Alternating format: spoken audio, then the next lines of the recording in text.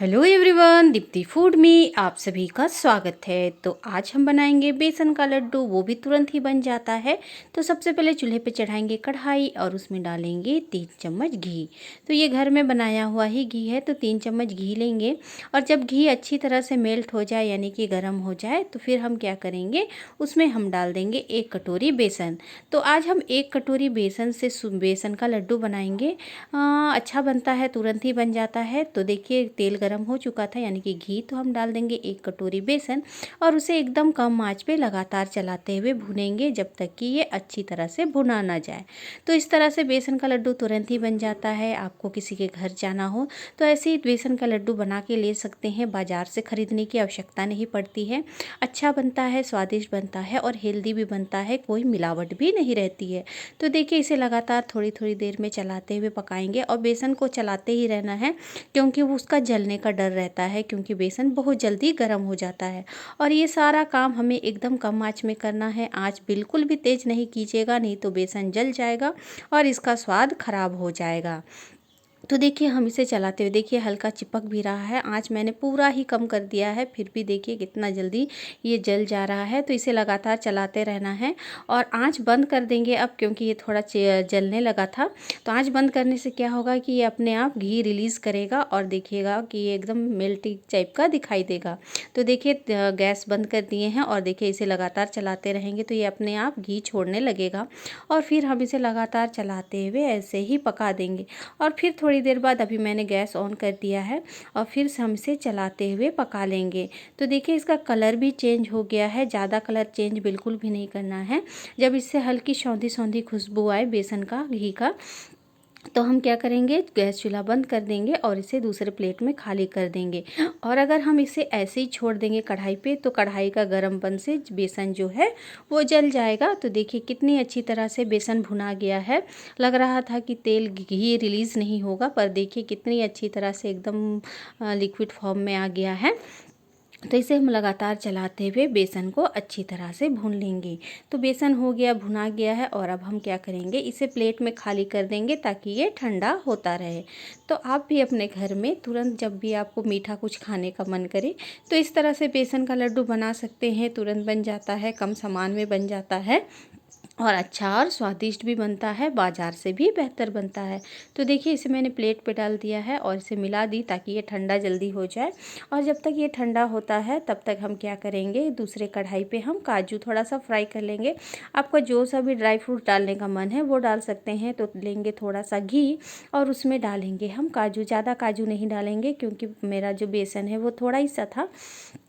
तो देखिए थोड़ा सा काजू डाल दिए हैं और इसे हम हल्का लाल होने तक फ्राई कर लेंगे। और उसके बाद हम इसे छोटे छोटे टुकड़े कर लेंगे ताकि सब तरफ में हमें जो काजू है उसका फ्लेवर मिल सके। तो काजू हो चुका था फ्राई और मेरा बेसन भी हो चुका था ठंडा। तो अब हम क्या करेंगे, इस बेसन में हम चीनी का पाउडर डालेंगे और उसे मिलाएंगे। तो ज़्यादा मीठा बनाने की आवश्यकता नहीं है, 1 कटोरी था तो आप 4 बड़े चम्मच चीनी का पाउडर यूज कीजिएगा, उससे ही हो जाएगा। तो सबसे पहले डाल देंगे इलायची का पाउडर, मैंने डाला है। और अब हम इसमें डाल देंगे चीनी का पाउडर। ज़्यादा नहीं डालिएगा, नहीं तो ज़्यादा ही मीठा हो जाएगा। 4 चम्मच डाले हैं, बड़े चम्मच। और फिर ये है गरी। गरी को भी मैंने एकदम कद्दूकस कर दिया है, एकदम बारीक कर दिया है ताकि मुंह में आसानी से मिल सके। और फिर हम इसे अच्छी तरह से मिला देंगे। और बेसन थोड़ा ठंडा होने दीजिएगा, गर्म में कीजिएगा तो आपका ही हाथ जल सकता है, इसीलिए सावधानी ज़रूर ही बरतिएगा। तो देखिए इसे हाथों से पहले चम्मच से मिला लेते हैं, उसके बाद हाथों से मिलाएंगे और काजू बाद में डालेंगे। और अभी हम काजू डाल देंगे तो हमें इसे मिलाने में थोड़ी असुविधा होगी, काजू के बड़े बड़े दाने हाथ में आएंगे और चीनी और बेसन अच्छी तरह से नहीं मिल पाएगा। इसीलिए सबसे पहले चीनी, नारियल और बेसन को अच्छी तरह से मिला देंगे और लास्ट में हम डाल देंगे काजू, जब हमें लड्डू बनाने हैं तब।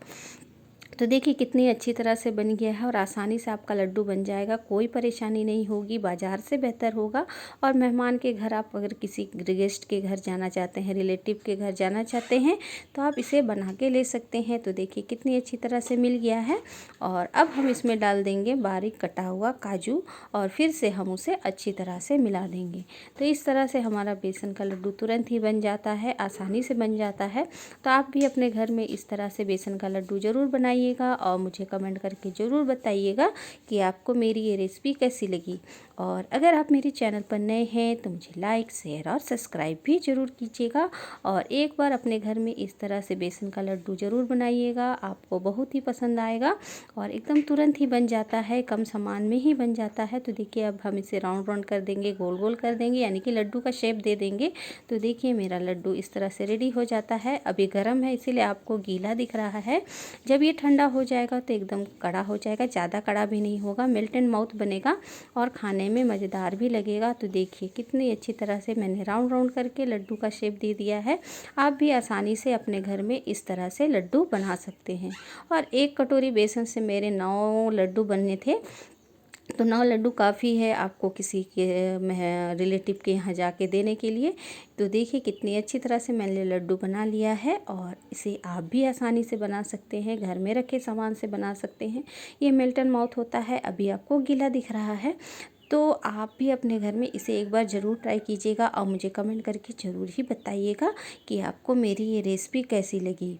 और अगर आप अपने घर में कभी भी बेसन का लड्डू नहीं बनाए हैं तो इस विधि को देख के आप आसानी से बना लेंगे, कोई भी परेशानी नहीं होगी और एक बार में ही आपका परफेक्ट लड्डू ज़रूर तैयार हो जाएगा।